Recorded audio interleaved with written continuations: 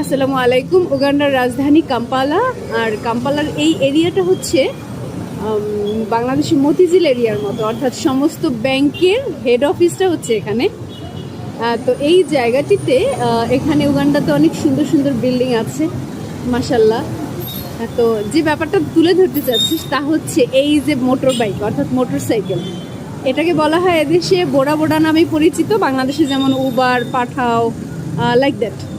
তো এখানে একটা মল হচ্ছে চাম ছাওয়া মল, অসম্ভব সুন্দর।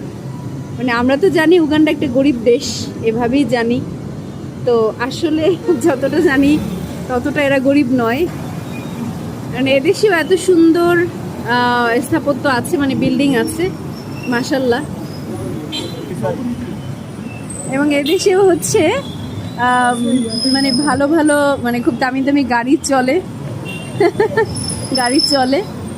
তো এখানে মানে আসলে যেভাবে গরিব জানি আমরা, সেরকম গরিব নয়। এখানে বাংলাদেশের বিভিন্ন যে রাস্তায় থাকে না মোটর বাইক করা, অর্থাৎ রাইডাররা ওয়েট করে, এরকমই একটি দৃশ্য।